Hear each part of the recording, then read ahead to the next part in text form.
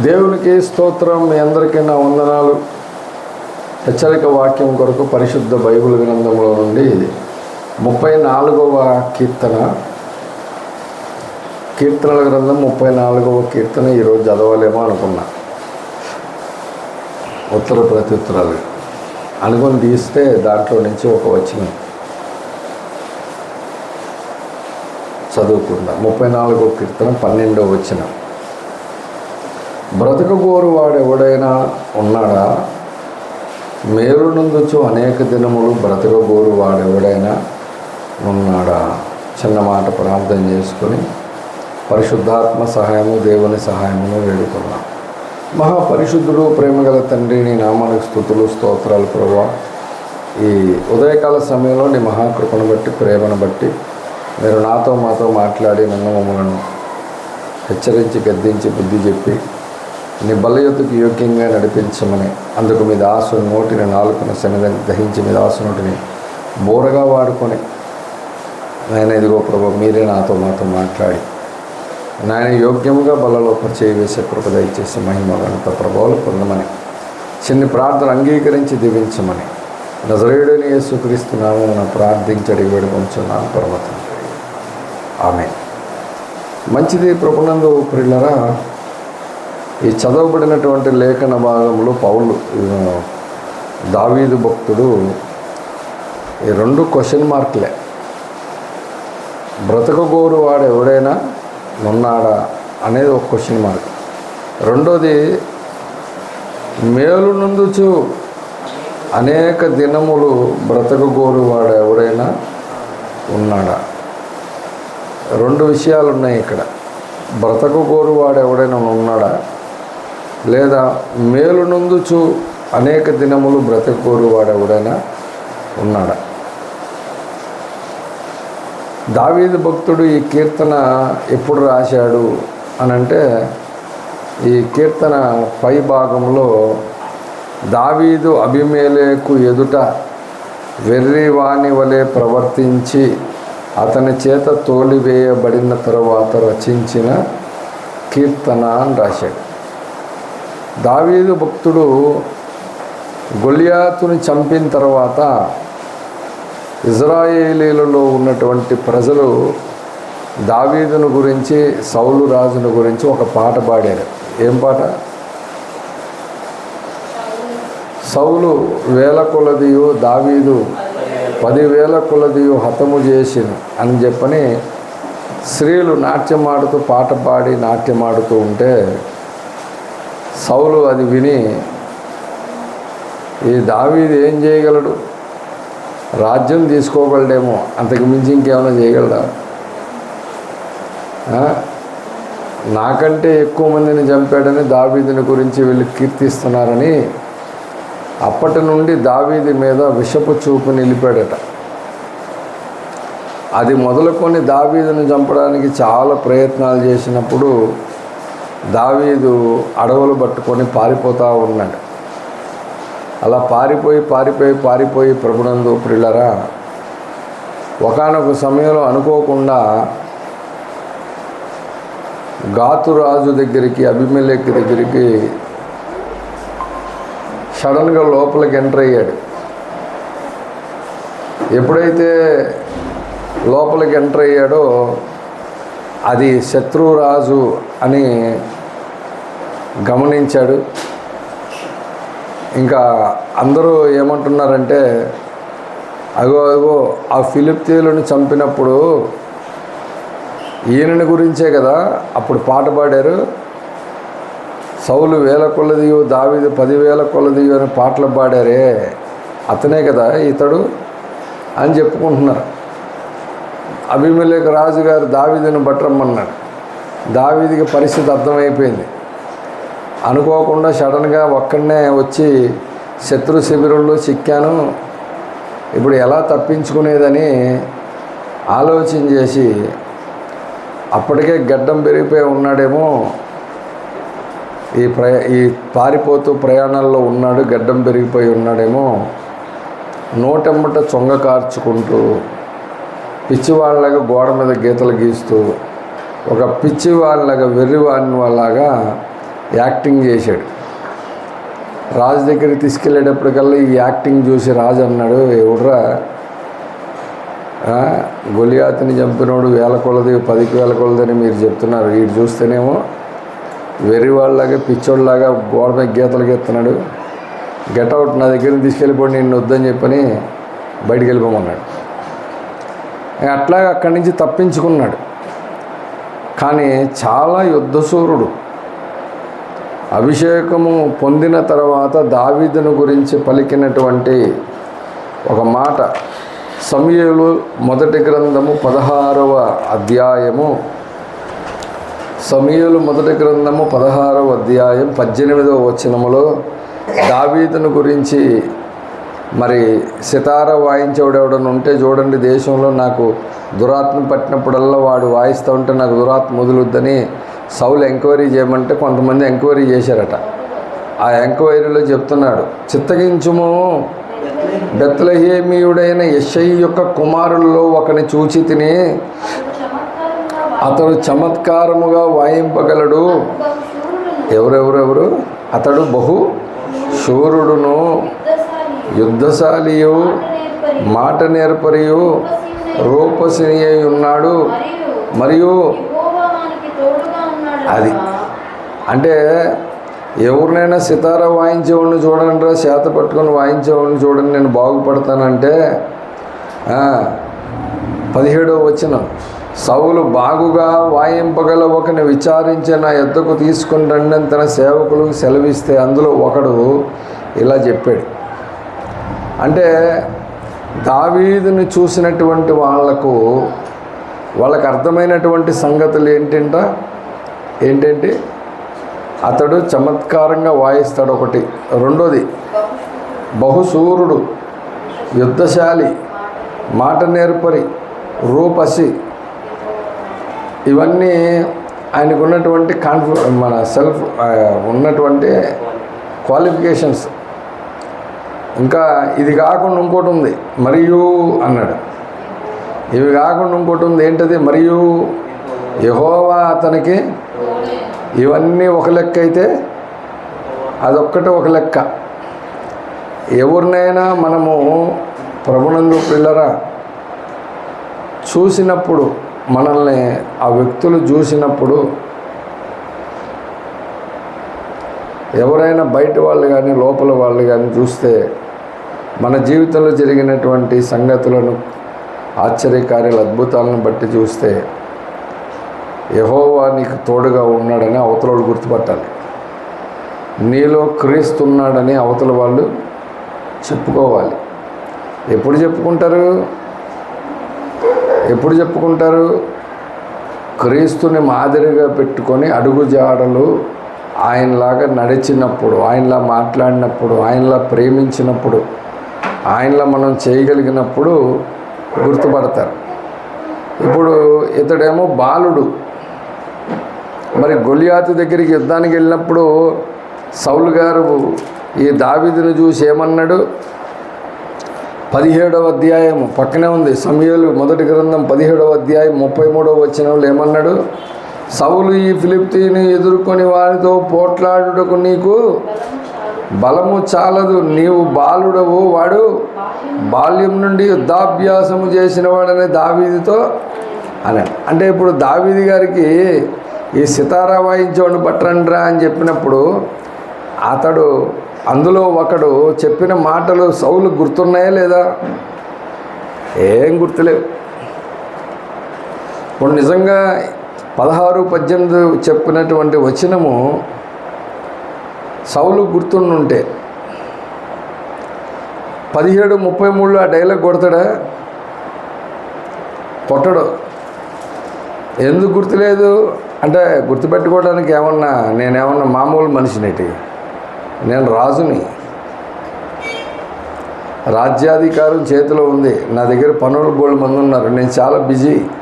నువ్వు చెప్పినవన్నీ గుర్తుపెట్టుకోవడం ఆడేమన్నా పక్క దేశానికి రాజా?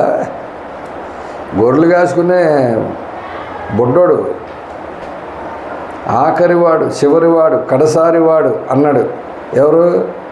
యెషై సమూయేలుతో. సరే ఆ కడసారి వాడే రానివ్వవు, అప్పుడుదా కూర్చుందాం అన్నాడు. యెహోవానేమో ఆయనకున్న 7 కొడుకుల్ని పక్కకు దోచేశాడు.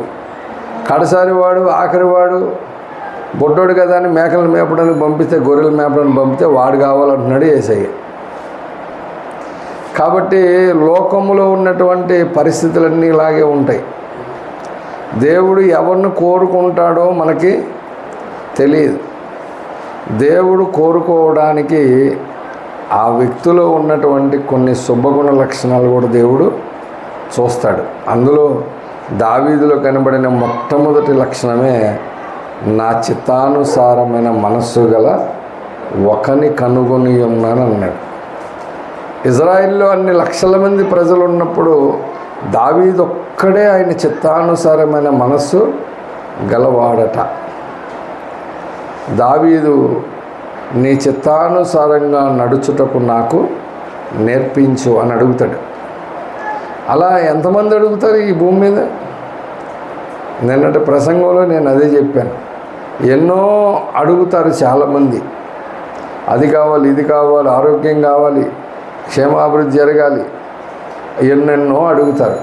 కానీ లాస్ట్కి అయ్యా నీ చిత్తానుసారంగా నాకు నడుచుటను నేర్పించని అడగరు. నీ చిత్తానుసారమైన మనస్సు నాకు ఉండాలని నేర్పించరు. ప్రభునందు ప్రియులరా, మరి అన్నీ ఉండి అది లేకపోతే ఏం ప్రయోజనం?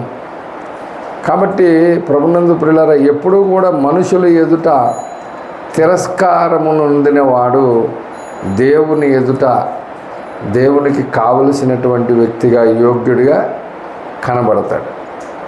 అందుకనే మనుషుల చేత తృణీకరింపబడిన వాడు దేవుని చేత అంగీకరించబడతాడు.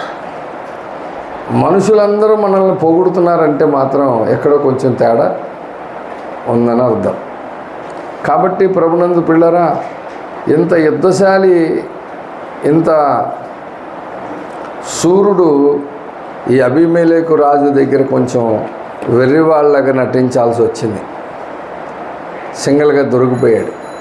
బయటకు వచ్చిన తర్వాత ఆయన ఈ కీర్తన రాశాడు.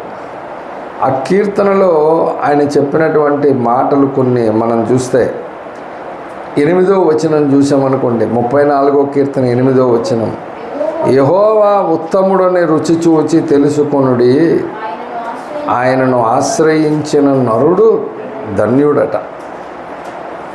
ప్రభునందు ప్రియులరా, నేను అడుగుతున్నాను, దావీదుకి ఒక దండు ఉంది, ఉందా లేదా? ఎంతమంది వాళ్ళు? 400 మంది ఇంచుమించుగా.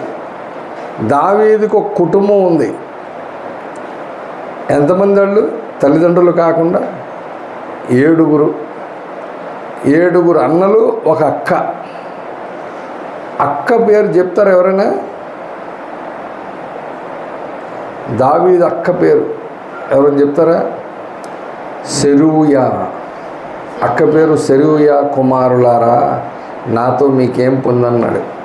సెరూయాకు కుమారులు 2-3 గుర్తులేదు కరెక్ట్గా నాకు. అందులో ఒకడే దావీదు సైన్యాధిపతి.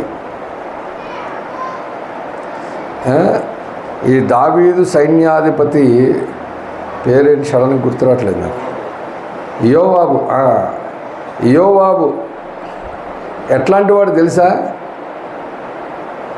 ఎవరికైనా మీకు? దావీదు కంటే బలవంతుడు. దావీదు కంటే బలవంతుడు. సమాధాన కాలములో యుద్ధకాలమైనట్లుగా కొంతమందిని చంపేశాడు. దావీదుకి తెలిసింది కానీ దావీదు ఎదురు తిరగలేకపోయాడు. కారణం ఏంటంటే యోవాబు నాకంటే బలవంతుడు అన్నాడు. చాలా చోట్ల దావీదు యుద్ధానికి వెళ్ళేవాడు కాదు. దావీదు చివర్లో వెళ్తాడు. మొట్టమొదటిగా వెళ్ళి యుద్ధం చేసేది యోవాబే. యోవాబు యుద్ధానికి వెళ్ళిన తర్వాత ఫైనల్లో వెళ్తాడు ఈయన. ఆ రాజు మట్టి కురిపించిన తర్వాత వాని తల మీద ఉన్న కిరీటం తీసి ఈయన తల మీద పెట్టుకుంటాడు. సింహపు గుండె గలవారు సైతము దావీదుకి భయపడతారు, కరెక్టే. కానీ ఎందుకు నాకంటే బలవంతుడు అని యోవాబును అన్నాడో తెలుసా మీకు? దావీదు సమాధాన కాల సమయంలో యుద్ధకాలమైనట్లుగా ఎవరిని చంపడు. నియమము, నిబంధనలు, యుద్ధ నిబంధనలు పాటిస్తాడు. ఆయన ఏం పాటించడు. స్వార్థం కోసం, తమ్ముళ్ళ కోసం పక్కన వాళ్ళని చంపేస్తాడు. అందుకనే యోవాబుని ఏమీ చేయలేకపోయాడు. యోవాబును గురించి ఏదైనా చేయాలంటే నా కొడుకే తెలివైనోడని కొడుకు అప్పగించాడు. రాజులు మొదటి గ్రంథము 2వ అధ్యాయము, రాజులు మొదటి గ్రంథము 2వ అధ్యాయము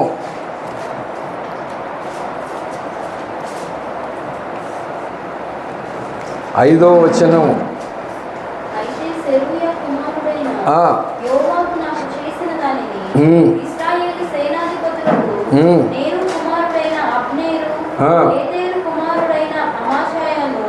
వారిద్దరికీ అతను చేసిన దానిని వెరుగుదువు.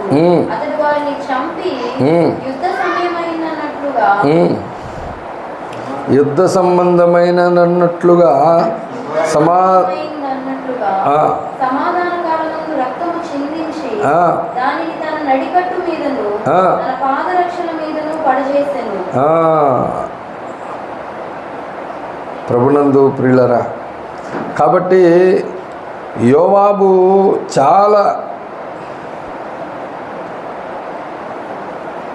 చాలా మరి బలవంతుడు. 6వ వచనం.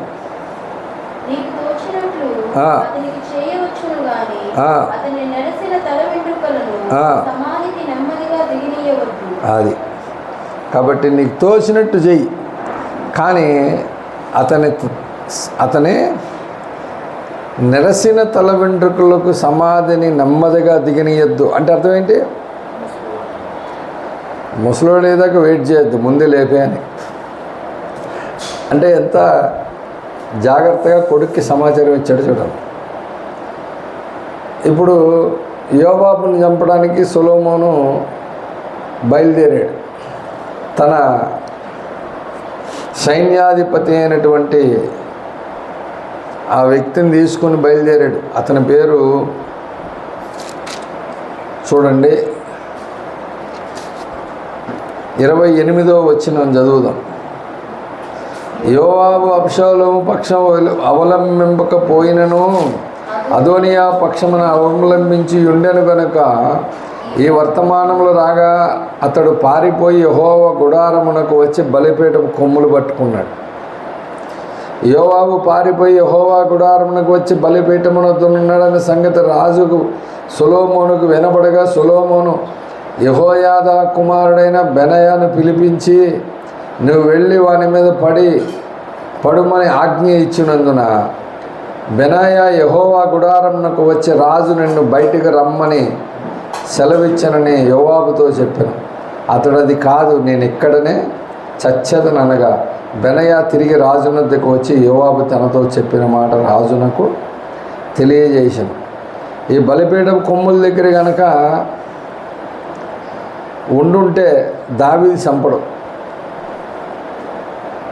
కానీ సొలొమోను గారు ఏమన్నాడంటే, అందుకు రాజు ఇట్లనను, అతడు నీతో చెప్పినట్లు చెయ్యన్నాడు. మర్యాదగా గుడారంలోంచి బయటకు వస్తే, బలిపేట కొమ్ములు వదిలిపెట్టి బయటకు వస్తే మాట్లాడేవాడు, ఏం చేసేవాడు, వరుసగా ఏమవుతాడు?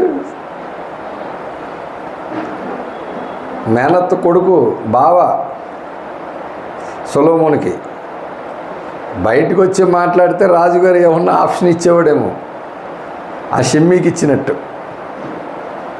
షిమ్మీ కూడా ఇచ్చాడు కొంచెం అవకాశం.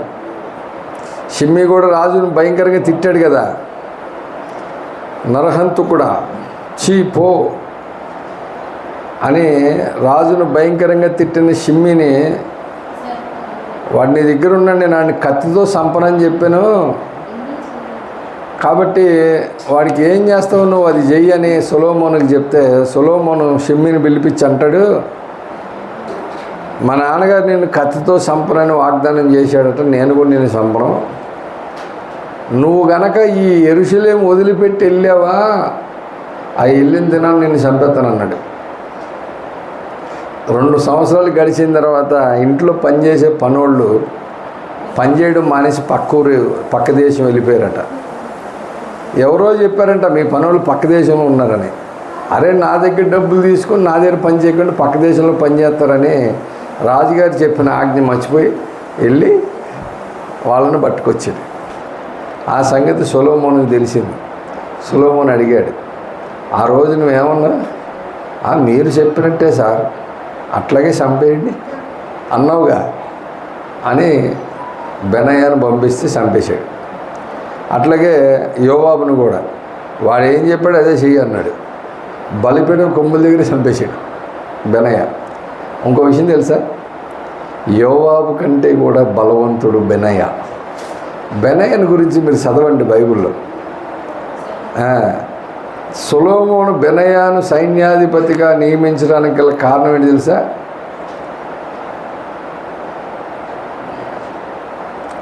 బెనయ ఒక్కడే సింహాన్ని చంపేస్తాడు.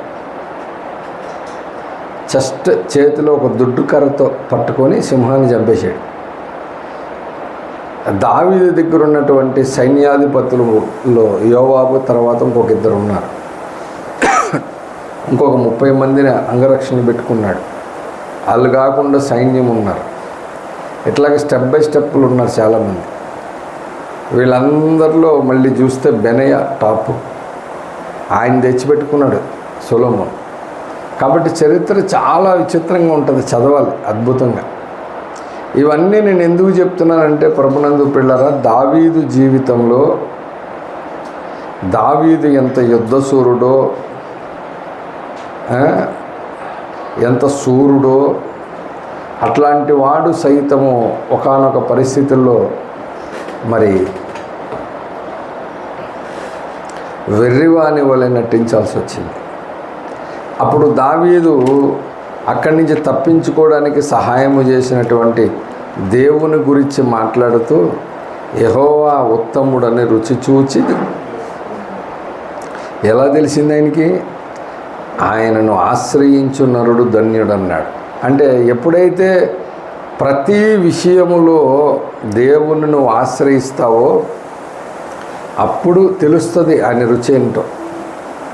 అందుకనే భక్తుడు రాశాడు, రుచి చూచి ఎరిగి తిని యెహోవా ఉత్తముడనియు అని. కాబట్టి తెలుసుకోవాలి.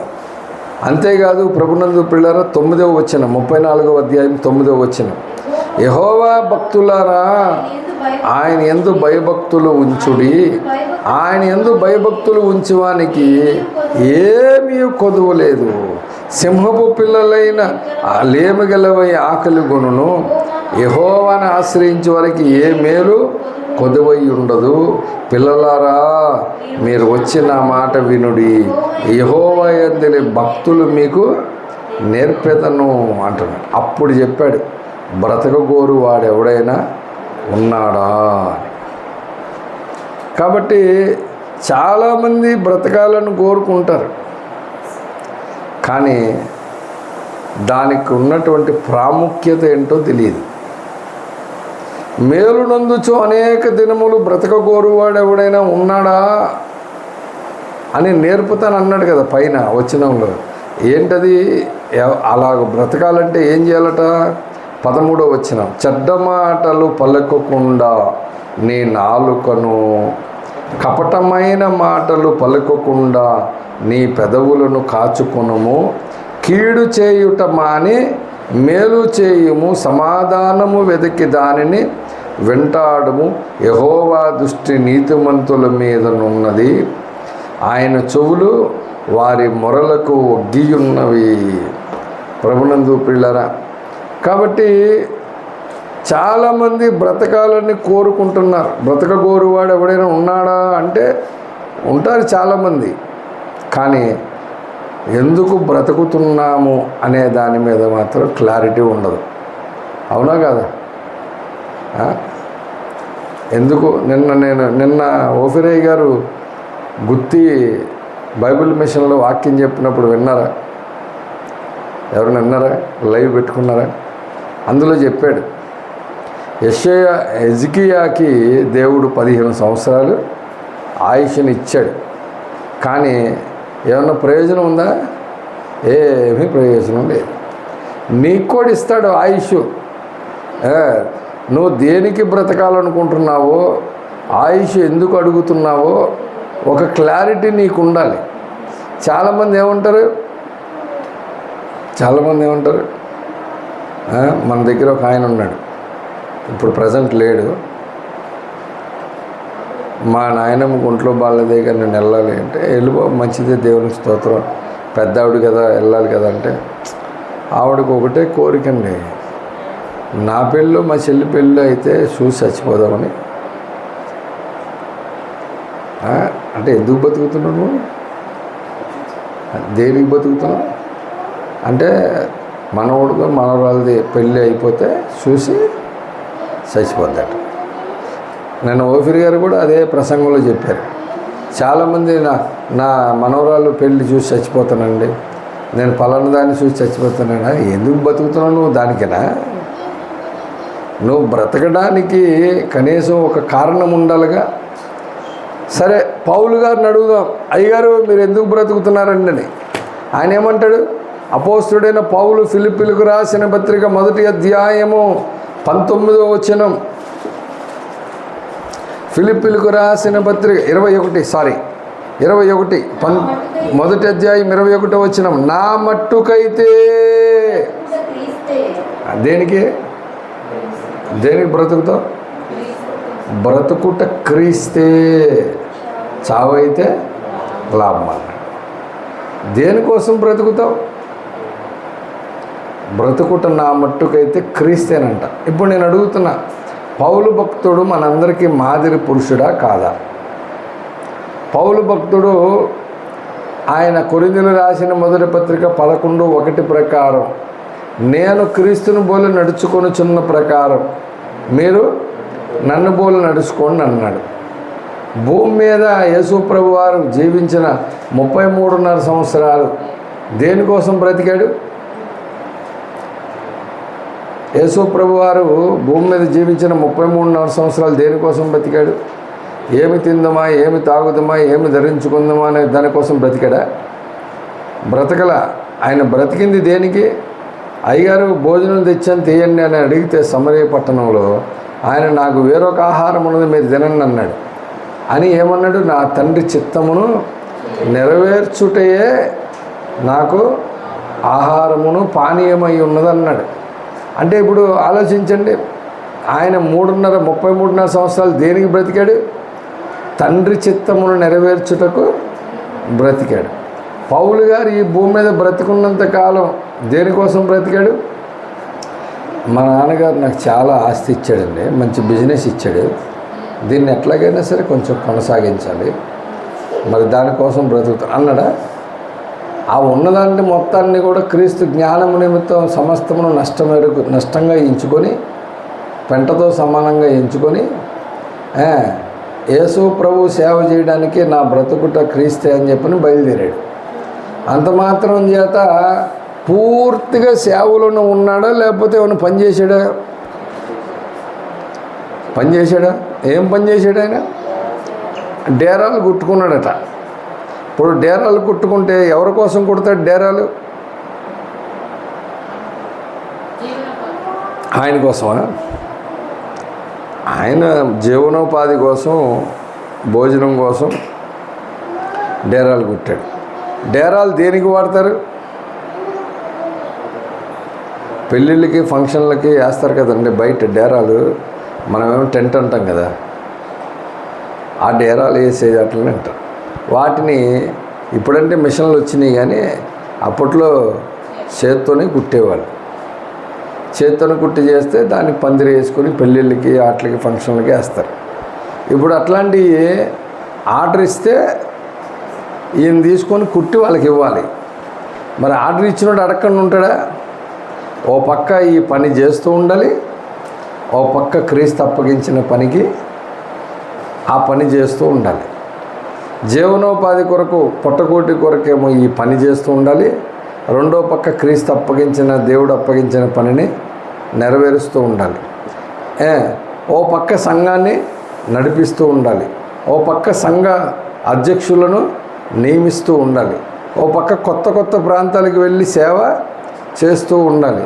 ఈయనకి ఆర్డర్ ఇచ్చిన తర్వాత ఆయన జైల్లో ఉన్నాడు అనుకోండి,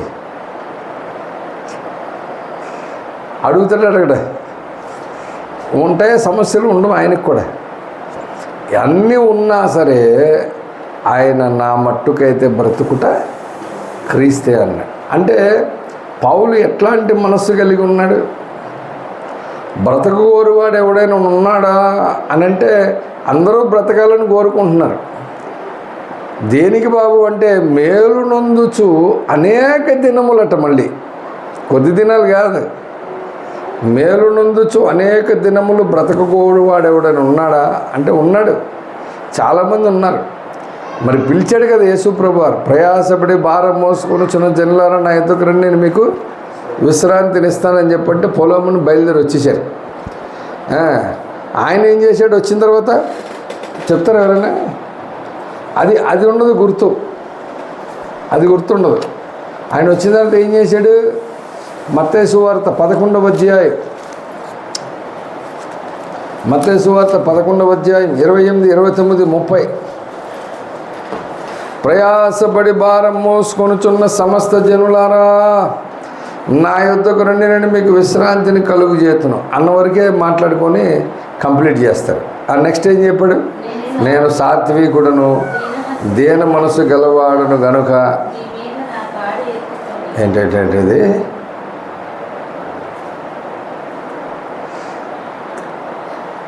నేను సాత్వికుడును దీన మనసు గలవాడను గనుక మీ మీద నా కాడి ఎత్తుకొని నా యొద్ద నేర్చుకోండి, అప్పుడు మీ ప్రాణములకు. ఏదో మీ మీద పెద్ద భారం ఉందని చెప్పని పిలిచి మూట తీసేసి, హలో నేను సాత్వికుడు, చాలా దీన మనసుకుడు, ఈ మూట పెట్టుకో. నేను అడుగుతున్నాను, ఆయన పిలిచిన పిలుపునకు వచ్చిన వాళ్ళందరూ నా మీద ఒక కాడి ఉందని ఎవరికైనా తెలుసా?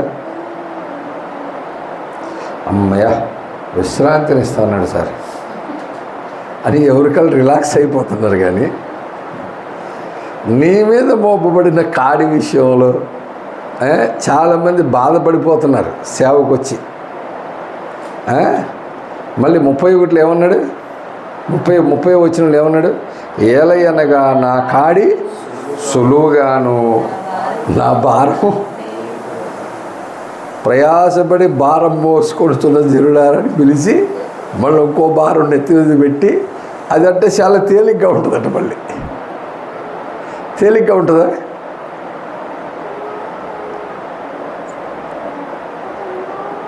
ఒక్కోసారి ఏమనిపిస్తుందంటే ఈ కాడి ఈ భారం కంటే అదే కొద్దిగా బాగున్నట్టుంది అనిపిస్తుంది. మీరు చెప్పాలి. నేను యాత్ర చేయు కాలములని ప్రియములని చెప్పని గ్రూప్లో పెట్టా. మ్యాటర్ ఏం పెట్టలా, మీరు ఖచ్చితంగా వినండి అని నిన్న ప్రసంగంలో చెప్పా. ఇవాళ చెబుతున్నా మళ్ళీ,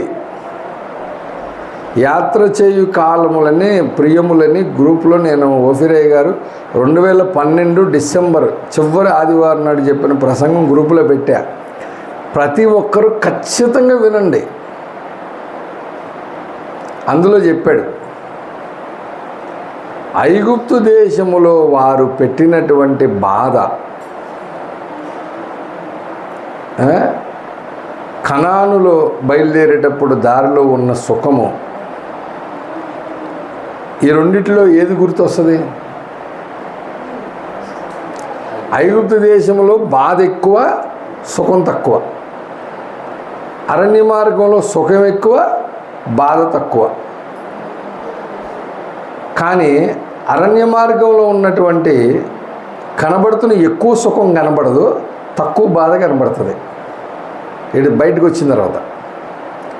కనాన్లో ఉన్నటువంటి ఎక్కువ బాధ ఏమో కనబడదు, తక్కువ సుఖం మాత్రం కనబడుతుంది. ఈ అరణ్యులకు వచ్చిన తర్వాత. అట్ ది సేమ్ టైం క్రైస్తవ్యులు కూడా అంతే. ఈ లోకంలో నుంచి దేవుడు రక్షించి నిన్ను, ఆయన రక్షణ అనుగ్రహించి తన రక్తం గార్చి ప్రాణం పెట్టి ఆయన అతిక్రమాలకు మనవన్నీ తుడిచేసి మనల్ని బాగు చేసి క్రైస్తవుడిగా తీసుకొచ్చిన తర్వాత ఏమో అప్పుడెప్పుడో ఉన్నటువంటి విషయాల్లో బాధలు ఎక్కువ ఉంటే సుఖం తక్కువ ఉంటుంది కదా, అది నచ్చుద్ది. ఇక్కడేమో నీకు ఎంత ఫ్రీగా హ్యాపీగా దేవుడు రక్షించి నరకంలో పడకుండా కొంచెం కొన్ని కఠినమైన నియమాలు పెడితే ఆ కొంచెం మాత్రం నచ్చదు. అందుకని చెప్పాడు అయ్యగారు ఆ ప్రసంగంలో ఏమనంటే, ప్రతిరోజు తెల్లవారేటప్పటికల్లా నువ్వు విత్తలేదు, నాటలేదు, నీరు పోయలేదు, నాడు పోయలేదు, దున్నలేదు, ఏమి చేయలేదు, తెల్లారి పొద్దున్నే గిన్నె పట్టుకొని వెళ్తే గిన్నె నిండా మన్నా దొరికితే తీసుకొచ్చి శుభ్రంగా దంచుకొని పొడి చేసి పిసుక్కొని రొట్టెలు చేసుకొని తింటున్నాం. ఏమైనా కష్టం ఉందా ఇక్కడ? కానీ అక్కడేమో గొడ్డు చాకిరి చేపించి తన్ని కొట్టి హింసించి నీ గడ్డెవని పోరా నువ్వే తెచ్చుకొని కాల్చి నాకు కట్టగా లెక్కలప్పి చెప్పరా అని చెప్పిన వాడు తన్నిన తన్నులన్నీ గుర్తురావు. అక్కడేమో ఉల్లిపాయలు ఉన్నాయట. దేవుడు కోపం వచ్చి ఒకరోజు ఓఫిరే గారు అన్నాడు ప్రసంగంలో, దేవుడు కోపం వచ్చి ఒకరోజు మన్న బదులు ఉల్లిపాయలు కురిపిస్తే ఏం చేస్తాడు? ఏరా అక్కడ ఉల్లిపాయలు గుర్తొచ్చినాయా, రైట్, ఏ రోజు రాత్రి ఉల్లిపాయలు కురిపించండి అన్నాడు అనుకో, కురిపించలేడా? కురిపించగలడా? ఇప్పుడు ఏం చేస్తాడు? ఉల్లిపాయలు తిడి, కాకరకాయలు, కీరకాయలు, ఉల్లిపాయలు, దోసకాయలు గుర్తొచ్చినాయంటే అక్కడే. కానీ అక్కడ తన్నిన తన్నులు గుర్తురాట్లా. క్రైస్తవులకు వచ్చినది కూడా అంతే, ఆ రోజులే బాగున్నాయి అనుకుంటుంటారు. కానీ ఈరోజు నీకోసం ప్రాణం పెట్టిన యేసయ్య కొరకు బ్రతకడానికి కొంచెం భారం పెడితే, కొంచెం కాడి మోపితే అబ్బెబ్బెబ్బెబ్బే ఇది చాలా కష్టంగా ఉందండి. ఎవడండి అసలు సేవకు వచ్చాను, నన్ను ఎవరు పట్టించుకోలేదు, సేవకు వచ్చాను, నాకు ఎవడు కానుకలేయట్లేదు, సేవకు వచ్చాను, నన్ను ఆదరించట్లేదు, అన్నీ ఏ డైలాగులు కొడతా ఉంటారు. కానీ అంతకంటే ఘోరమైన నరకాగ్నిగుండం తప్పించాడని చెప్పి సంతోషం ఉంటుందా కొద్దిగన్నా? ఎప్పుడు చూడు ఏదో పోగొట్టుకున్నలాగా ధీరంగా పెట్టి ఆ మాట అనేందుకే కోపం వచ్చింది ఒకరికి. పాట పాడతాం, ఎలా పాడతాం? సంతోషమే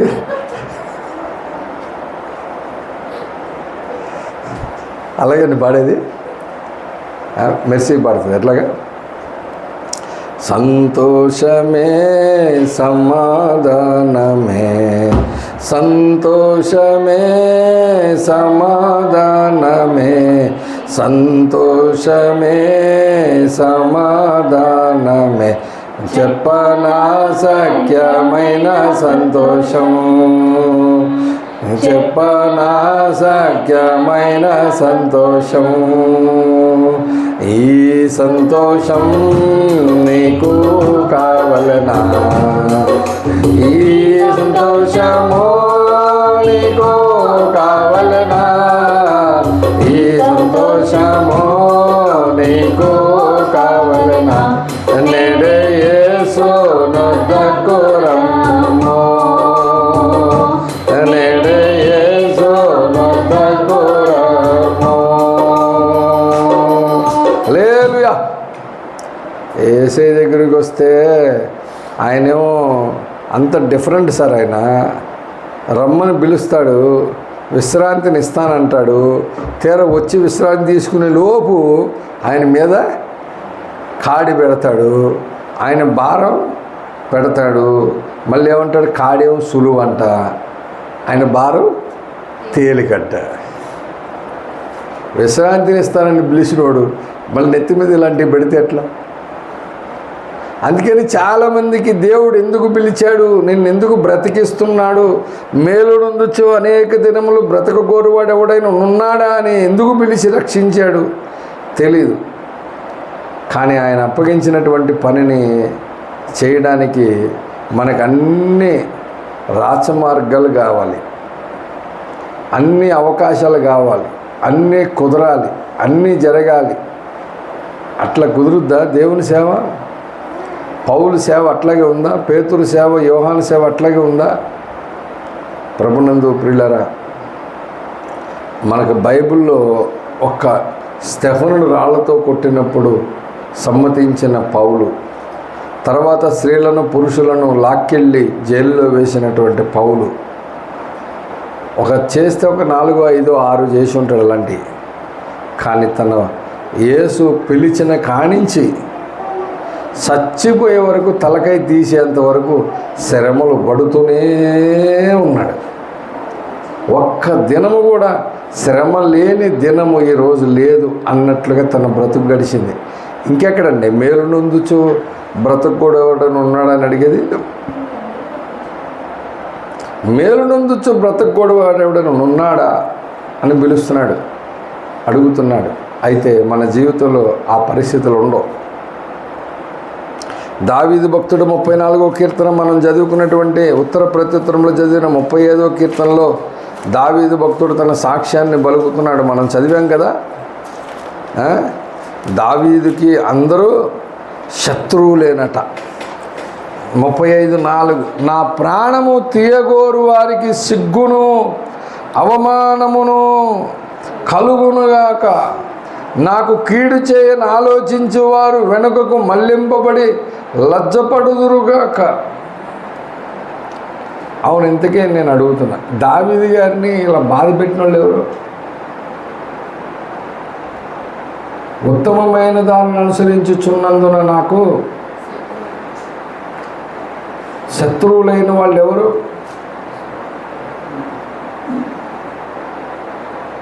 ప్రభునందు ప్రియులారా, ఆలోచించాలి. ఎవరు? ఇజ్రాయేలీలేనా? ఎవరు వీళ్ళందరూ? చూద్దాం. కీర్తనల గ్రంథము మళ్ళీ లోపలికి వెళ్ళి గడబెట్టుకుంటే మళ్ళీ ప్రాబ్లం. 41వ కీర్తన 7వ వచనం, 8వ వచనం, 9వ వచనం. నన్ను ద్వేషించు వారందరూ కూడి నా మీద గుసగుసలాడుచున్నారు, నశింపజేయవలెనని వారు నాకు కీడు చేయని ఆలోచించుచున్నారు. కుదరని రోగము వానికి సంభవించి ఉన్నది, వాడు ఈ పడక విడిచి తిరిగి లేవడని చెప్పుకొనుచున్నారు. నేను నమ్ముకొని నా విహితుడు, నా ఇంట భోజనము చేసినవాడు నన్ను తన్నుటకై.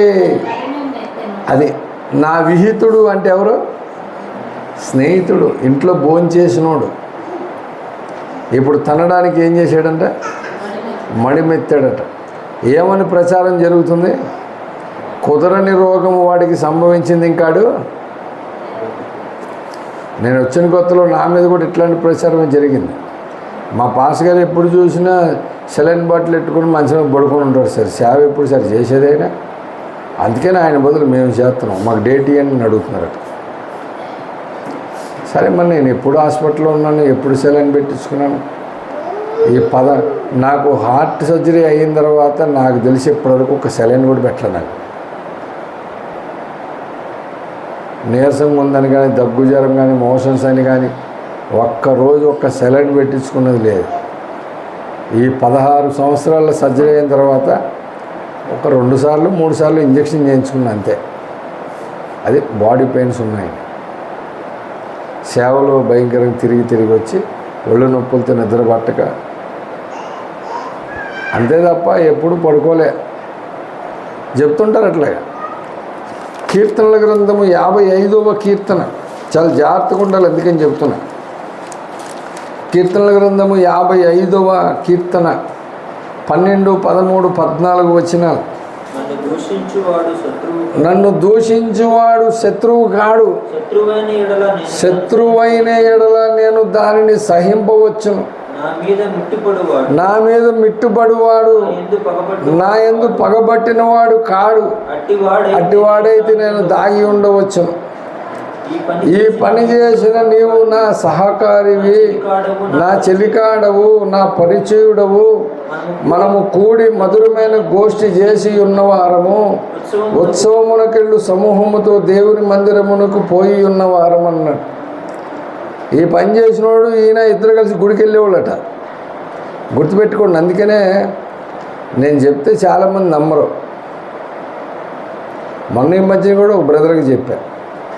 బ్రదర్ ఓఫిరి గారు కిందటి వారమే చెప్పాడు. బ్రదర్, నేను ఎవరిని నమ్మనట్టు నటిస్తా అంతే, ఒక్క యేసుని తప్ప ఎవరిని అని నేను కూడా చెప్పాను. ఎన్నిసార్లు చెప్పాను? మీ పక్కన ఉన్న వాళ్ళు కూడా నమ్మొద్దని చెప్పా. పూర్తిగా నమ్మొద్దు. నమ్మి మొత్తం తీసుకెళ్ళి ఆయన చేతిలో పెట్టద్దు. నీ కెపాసిటీ ఉన్నంతవరకు చెయ్యి, అంతకు మించి దాటి చెయ్యి. మన కెపాసిటీ ఎంతో అంత చేయాలి. ఎందుకంటే మనం దాటి వెళ్ళలేము. ఓఫిరి గారు చాలామందికి సహాయం చేస్తుంటే మనం చేయగలమా? ఒకసారి ఒక ఆయనకి చేశా, అది కూడా ఉండి చేయలే. బంగారం తాకట్టు పెట్టి చేశా, అమ్మగారు మెల్లని దీపించి. ఆయన తీసుకుని 3 నెలల తర్వాత పారైపోయాడు, మొత్తం అంతా వదిలేసి. ఆ తర్వాత ఏదో తిప్పలు పడి మెల్లిగా తీర్చుకున్నాం. 50,000 కాబట్టి ఓకే. 50 లక్షలు అయితే ఆడు వెళ్ళిపోయాడనే మరుక్షణం నుంచే మన గురించి పాట పాడుతుంటారు. పరదేశులమో ప్రియులారా మన పొరమిదిగా ఇప్పుడు. అవునా కదా? మన కెపాసిటీ అంత ఉందా? కాబట్టి మించి జాగ్రత్తగా ఉండాలి. అందుకనే చాలా వచనాలు చూపించాను. యెషయా గ్రంథము ఎంత చెప్పినా ఎందుకని ఔడియా రాదు? సేవకుడు చెప్పాడు కదా, ఎంత చెప్తున్నాడు కదా, అప్పుడు జాగ్రత్తగా ఉండాలిగా. ఇవాళ నేను చెప్పానంటే ఏదో జరగబోతుందని అర్థం.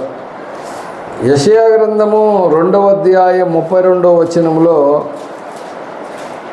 యెషయా భక్తుడు చెప్పాడు, తన నాసికారంధ్రములలో ప్రాణము కలిగి నరునే లక్ష్య పెట్టకము, వానిని ఏ విషయములో ఎన్నిక చేయవచ్చును.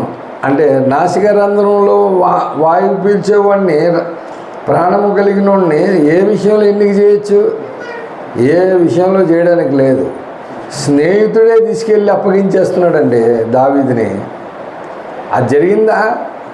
దావీదు చెప్పింది జరిగిందా, జరగలేదా? తర్వాత రోజుల్లో ప్రభునందు ప్రియులరా, ఆయనతో పాటు తిరిగి, ఆయనతో పాటు తిని, ఆయన పంపిస్తే సేవకి వెళ్ళి సేవ చేసి వచ్చిన ఇస్కరియోతు యోధానే యేసుని 33 నాణ్యాలకి అమ్మేశాడు. అప్పుడు మనం ఎంత జాగ్రత్తగా ఉండాలి అని మనం చెప్తుంటాం. వినరు. వేణుగోపాలయ్య గారు చెప్పారయ్యా, నన్ను కూడా పార్ట్నర్షిప్ వద్దున. ఆయన వేణుగోపాలయ్య గారు కాదు, నిన్న కాక మొన్న అయ్యగారు ప్రసంగం, ఆదివారం ప్రసంగంలో చెప్పాడు, నీ దగ్గర డబ్బులు ఉన్నాయా, ఒక్కడవే పెట్టుకో. 1000 ఉన్నా, 10,000 ఉన్నా, 10 లక్షలు ఉన్నా, నువ్వు ఒక్కడవే వ్యాపారం చేయి. మునిగితే మునుగు, తేలితే తేలు. అంతే తప్ప పక్క నుండి తీసుకురామాక. సొంత బామ్మర్దిని కూడా పార్ట్నర్గా పెట్టుకోవద్దని చెప్పాడు అయ్యగారు. చెప్పాడా? డబ్బులు బాగానే ఉన్నంత వరకు బాగానే ఉంటుంది, నువ్వు కోటీసుడు అయిన తర్వాత నీకు గోతులు తవ్వడం స్టార్ట్ చేస్తాడు. అదే బామ్మర్ది అయినా సరే అని ఇంత క్లారిటీగా చెప్పాడంటే అర్థం ఏంటి? అంటే ఆయన మనిషిగా సార్ అంటాడు. సరే మనిషివి, దేవుడు చెప్పాడు చూద్దాం. పోనీ దేవుడు చెప్పాడు చూద్దామా? రండి. ఇర్మియా గ్రంథము 9వ అధ్యాయం 4వ వచనం. ఎన్నిసార్లు చెప్పాను? ఇర్మియా 9:4 ఎన్నిసార్లు చెప్పాను? మీలో ప్రతివాడును, పర్లేదు చదవండి. మీలో ప్రతివాడును తన పొరుగువాడి విషయమై జాగ్రత్తగా ఉండవలెను. ఏ సహోదరునైనను నమ్మకుడి. నిజముగా ప్రతి సహోదరుడు తంత్రగొట్టియు తన సహోదరుని కొంపముంచును. ప్రతి పొరుగువాడును కొండెముల చెప్పుటకై తిరుగులాడును. ఇప్పుడు మేము చెప్పండి, ఎవడి గురించి చెప్పాడు? ప్రతి సహోదరుడు తంత్రగొట్టియు తన సహోదరుని కొంప. నేను చెప్పానా? ఎవడు సహోదరుడు అంటే చాలా జాగ్రత్తగా ఉండాలి. కొంచెం అందుకని తొందరపడి నిర్ణయాలు తీసుకోవద్దని చెప్తుంటా నేను. తొందరపడి నిర్ణయాలు తీసుకోవడం, తర్వాత ప్రాబ్లం వస్తే ఇబ్బంది పడడం. ఆల్రెడీ మేడ మీద రూమ్ తీసుకొని 4-5 పెట్టి పడ్డాను నేను. అందుకని నాకు తెలుసు. ఎప్పుడు పాస్టర్ గారు అంటుండేది, మరి మేడ మీద దగ్గరలో పెట్టుకోమాక బాబు, కొద్ది దూరంగా ఉంచని. ఆయన వినలేనండి, నీకు తెలియదు, కొద్ది దగ్గరగా ఉంటే మనకి మంచి సహకారిగా ఉంటారు. ఉంటారు. గ్యాస్ బండ్ పైనుంచి కిందకి తేవాలి, నేను తేగలనా? కొద్ది గొప్ప ఒక మెట్టి దించేస్తుంటుంది ఆమె. నువ్వు పోయకూడదు ఉండని ఆమె దించచ్చా? కాబట్టి అయినా సరే ఎంత జాగ్రత్తగా ఉంటే అంత మంచిది. ఇర్మియా ఒక్కడేగా చెప్పింది. మీకా గ్రంథం 7వ అధ్యాయం 2వ వచనం, భక్తుడు దేశములో లేకపోయిను, జనులలో యథార్థపరుడును ఒకడును లేడు.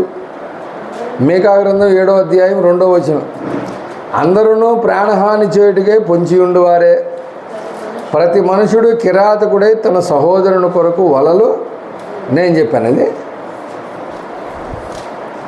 కాబట్టి బ్రతికితే మనము క్రీస్తు కొరకు బ్రతకాలి, చావు అయితే లాభం.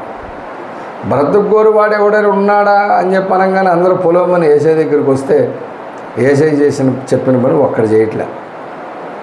అప్పుడు నిన్ను పిలిచింది దేనికి? నిన్ను ఏర్పరచుకుని దేనికి? మేలు నొందుచు అనేక దినములు అంటే ప్రభునందు ప్రియులారా, ఈ భూమి మీదే కాదు పరలోకములో కూడా యుగాలు నువ్వు బ్రతకాలంటే పేతురు రాసిన మొదటి పత్రిక 2వ అధ్యాయము 9వ వచనంలో చెప్పిన పని నువ్వు నేను అందరం చేయాల్సిందే, తప్పదు. ఏం చెప్పాడు? అయితే మీరు చీకటిలో నుండి తన ఆశ్చర్యకరమైన తన వెలుగులోనికి మిమ్మల్ని పిలిచిన వాని గుణాతిశయములను ప్రచురము చేయు నిమిత్తము ఏర్పరచబడిన వంశమును,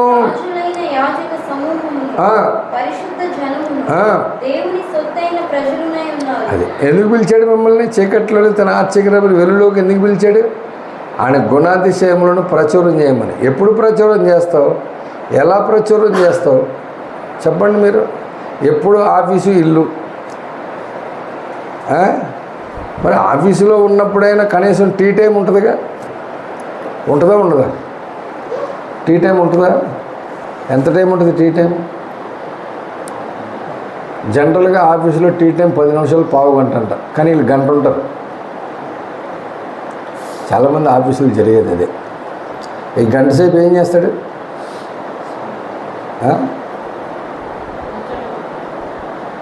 మొన్న మీ ఇంటికి వచ్చాను, త్రిప్లెక్స్ చాలా బాగుంది. ఎవరు కట్టి?